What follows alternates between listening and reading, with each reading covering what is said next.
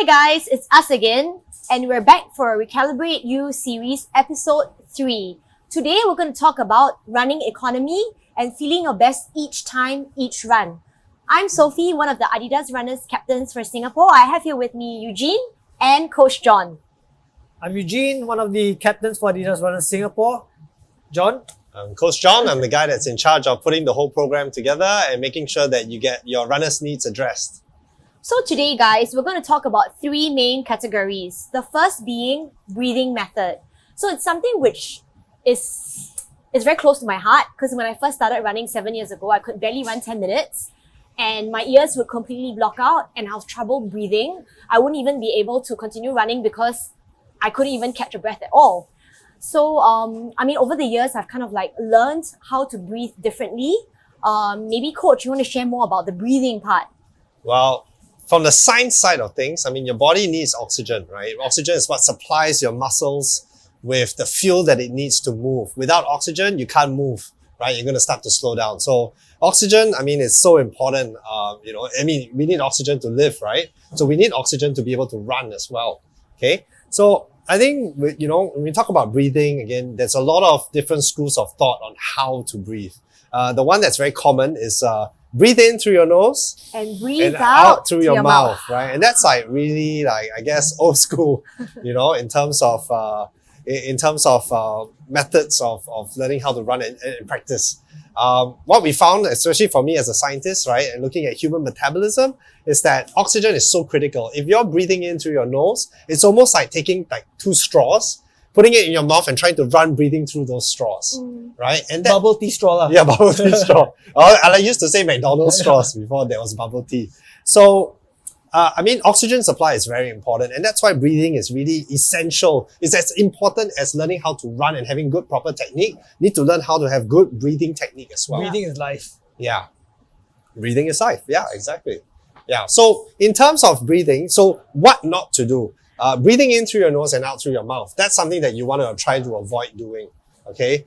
Reason being again, right? If you're running hard, do you breathe in through your nose when you're running hard?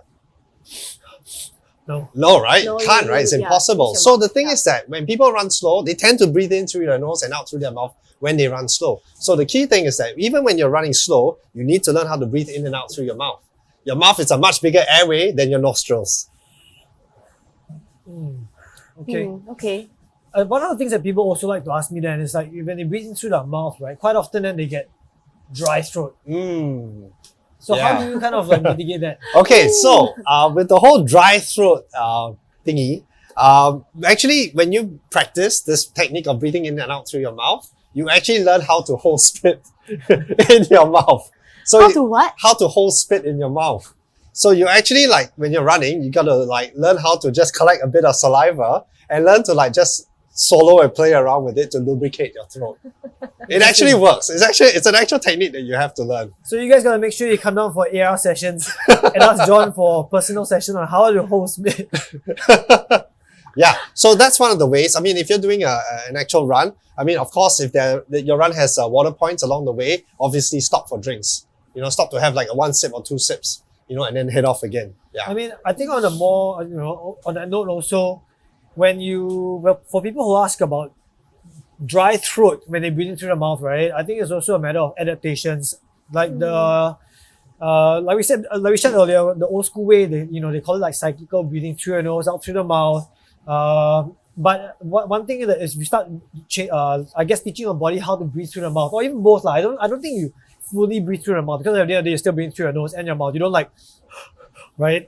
So eventually your body learns to adapt itself, and you start to find that it's okay. You don't feel uncomfortably there's a dry throat. Maybe initially, but as you start to train, as with any kind of training adaptations, you will get used to it anyway. Yeah, and actually we're pretty fortunate to be running in Singapore. When you think about it, you dry. run. When you run in places where the air is dry, it's dry way and worse. cold. That's when it is.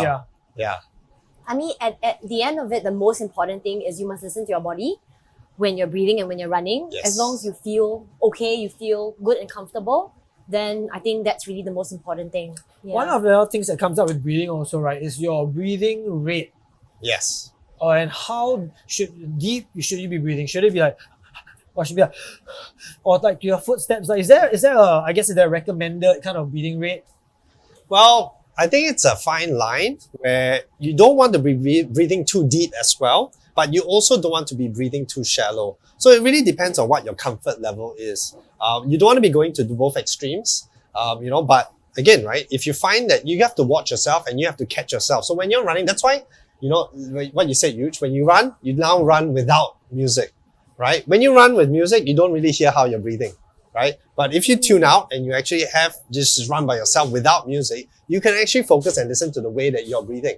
And that's one of the great ways to just regulate how you're actually breathing, whether it's deep or not. And then feel your comfort level. How do you feel? How does your body feel? Yeah. So with the breathing, right, would it then be affected by how the terrain is when we're running? Oh yeah, for sure. If you're not so fit and you go through a pretty steep, challenging terrain, you're going to be huffing and puffing, regardless of whether you're running or walking, right? But the beauty of it is that, again, if you follow the right program and you develop in the right way, you'll find that maybe, a couple of weeks later, you go back to the same slope, you'll find that you're actually it's going to be a lot easier in yourself. And you find that your breathing or your breath rate is going to be much better and more controlled. Yeah. So let's talk about the whole topic of terrain here.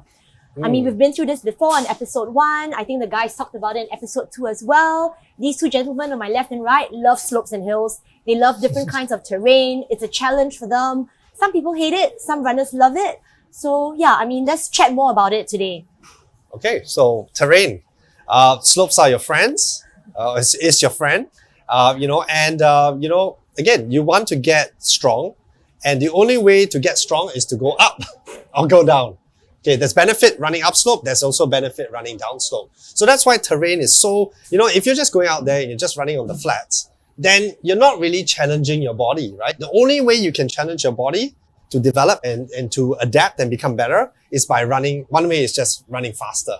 But that's also limiting, right? Because the faster you run, the higher risk you're going to get. You're going to have a higher risk of getting injured, right? So by running on terrain and running on the slopes, you don't have to run quite as fast, right? But you can still have that kind of resistance or stress upon your body that's healthy and beneficial. One of the things that I experienced was when I was actually training for my half marathon. Huge, obviously incorporated slopes as part of the training program, which wasn't my favorite thing, but it's really about appreciating that journey and that training entire process. And you realize that after a while, each slope that you conquer becomes easier and easier. As much as it's still not my favorite thing. But yes, so I think it's really also trusting the entire process. I think also with slope running, it's not just the physical adaptations that you get from, running against gravity or running with gravity, but it's also a lot of it comes back down to that emotional challenge and that mental challenge also. So tying back to breathing, like we were talking about earlier, right? One of the things that as we struggle, quite often we start to breathe harder, faster. And it's natural because we need more oxygen to drive into our muscles to keep us going. But at the top of the slope, after you've crested the top, right, what I often like to do is tell people I'm running with, okay, guys, not to hold your breath, but also try to now start to slow your breathing down. Because it just at the top there, you're really hyperventilating. You're feeling the stress of running on a slope. You're feeling super shag. You're like, right? So now we've reached the top already. Okay, guys, try Deep to slow breaths. it down. Slow it down, and not to the point where you hold your breath and you feel faint, but it's more of a mental conditioning thing also, whereby you start to be able to, when you're doing a race next time and you're feeling under a bit of duress, able to then regulate that through your breathing, right? Yeah, so going up slope, we talk about, and you can see from some of the videos that we're going to show you, and this video here, when we're doing the upslope, we've actually managed to film a positive and negative demonstration. All right, so you will have Eugene doing the negative demonstration first, all right, on what not to do when you're going upslope. So technique also, when you're running on slopes, is very important. Okay, if you don't adopt the right technique, you're just going to go against yourself going up there and you're going to have to put in a lot more work to get over that hill. Okay, so what we can see from this video over here is that Eugene really is, what were you doing? You were tipping your head up, right? You had your head tipped up. Okay, you were slouching in your shoulders, and then your your hips, you're sitting in your hips as well, right? And the last thing that Eugene was doing was also overstriding, right? He was actually heel striking, leading each step with his foot rather than his knees. Okay, so that's something again, right? When you're taking a slope, you want to make sure that you adjust your running gait and your running form to suit the slope or the terrain that you're running in. Okay, on a positive note, when you look at him with the positive demonstration, you can see that his head is actually like sort of tilted downwards. Okay, his shoulders are relaxed, right? He's not hunched and sitting in his hips, and he's taking those steps, leading with his knees and driving with his knees as well. So very smooth and very effortless going uphill. If you look at the video, you can actually see a contrast between the two. One has a lot less effort and one with a lot more effort. And that's going to really save your legs, especially if you're going to just run up a couple of slopes. Each slope is going to get worse, I guess, and you're going to get more tired. So it's something that you always want to remind yourself and check yourself that you're doing well. And I think this ties back quite nicely to what we discussed previously also about strength work, right? Why is it that when a lot of times we run out the slope, when we attack the slope, we end up running in that particular posture of sitting back into it, slouched up, looking up and reaching forward to go up the slope? Because of the fact that we are not strong enough, we're unable to hold our posture to go against that gravity. So what's happening is that when we reach the slope, gravity is now pulling us backwards. So we're falling backwards into our seat as gravity pulls us back. But we're trying to also lean forward into it and reach forward. Keep going forward. Right? Instead of actually being strong, running tall, leaning into it and then attacking it. So I mean, when you see the two videos side by side, this kind of explains why.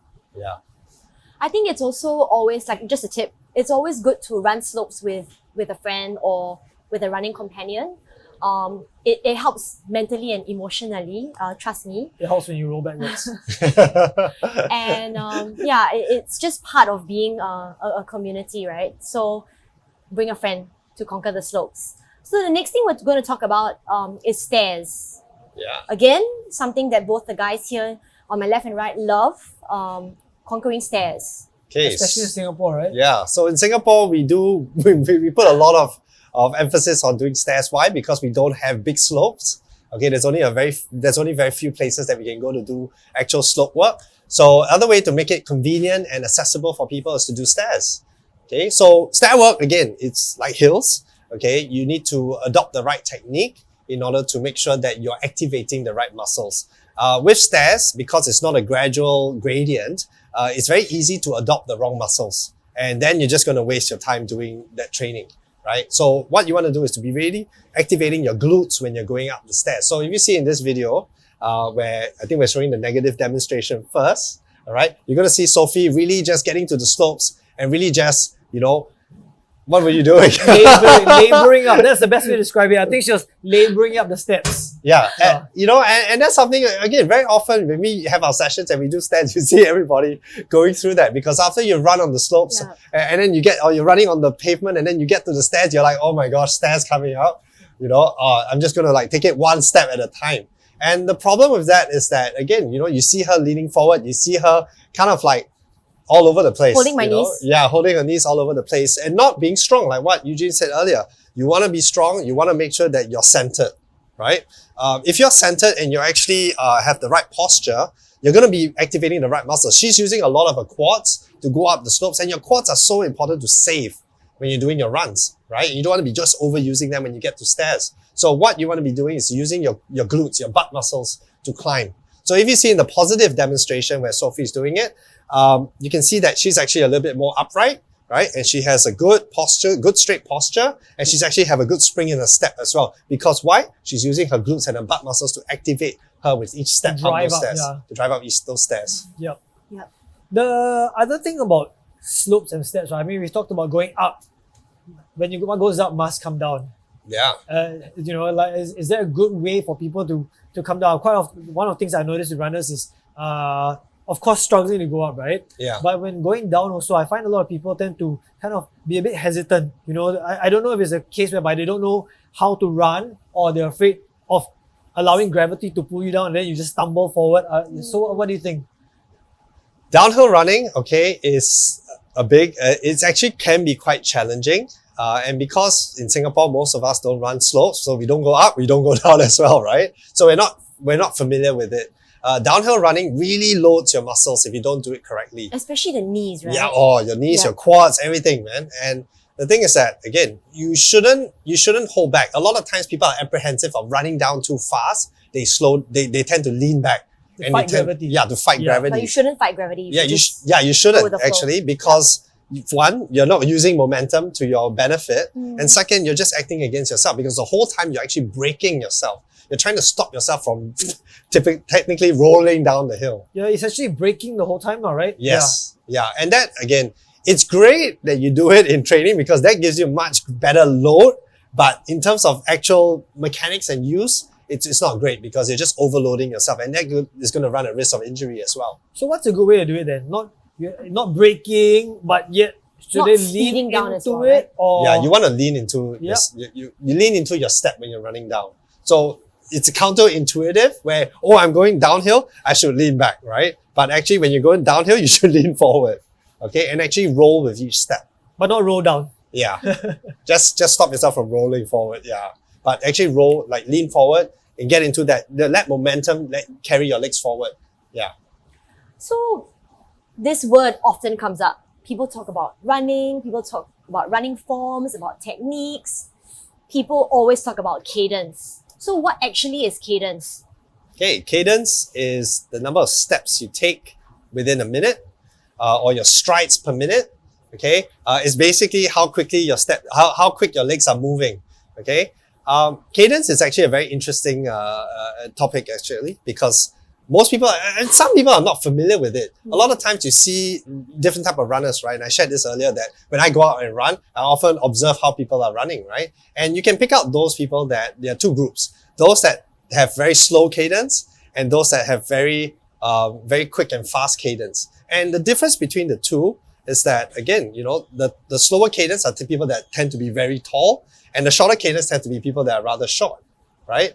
But the thing is that cadence actually has to be the best, somewhere in between too fast and too slow, you know, and that's something that everybody needs to work on. Why is it not good to have too slow cadence? Problem with that is that when your cadence is too slow, you're taking too big steps.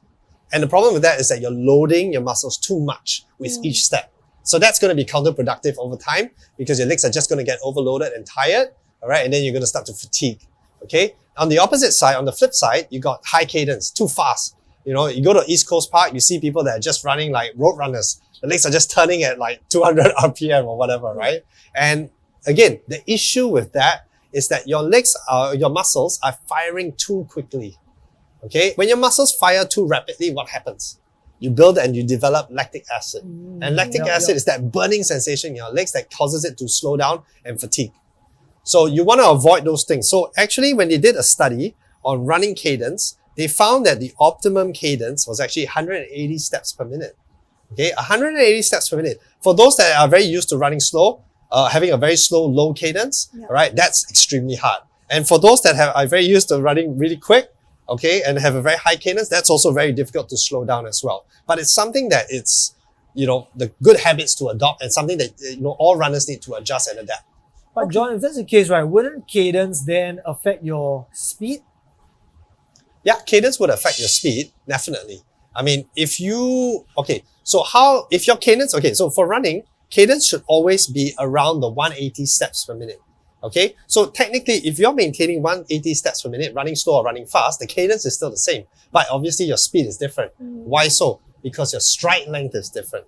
Okay, so the thing is that runners that are not strong will tend to focus and rely heavily on running cadence. Right? If you're not strong, you're focused on running cadence, right? And so you're turning your legs fast. But again, how fast can you turn your legs? You can't turn your legs fast. It's only up to a certain point. So the thing is that if you develop on building yourself as a stronger runner, you'll find that your stride length is also going to improve, right? So if you're maintaining your 180 steps per minute, right, and you're having a bigger stride length, your running pace is going to increase and get faster. So what we're saying here is that when we are running, we should focus on maintaining the cadence, but adjusting and playing with stride length to adjust the speed of how we're running. Yes, exactly. Yes? Yeah. Right. Yeah. So when you're going upslope, obviously you shorten your cadence, right? When you're going on the flats, you can open it up. Then depends on what pace you're running, you adjust your cadence I mean, you adjust your running stride in accordance to that. But But we your try to maintain cadence, the cadence. should always maintain the same. I think a good point also to note on this, guys, going back to the previous episode where we shared about drills. I Yes. think drills are a good time also that we can practice cadence. Yeah. Just getting used to that kind of timing so that eventually your body has a kind of a rhythm and auto clock to it. Yeah. So, I mean, it's all muscle memory. You want to practice this so that it becomes, it becomes automatic. You don't have to think about it and your body just does it, right? And that's just one thing that you can check off the list. Yeah. Okay, so we're running out of time. Thank you so much for joining us today. Please drop in your questions in the chat box. We'll address it right after this. And stay tuned for our last episode where we celebrate small wins.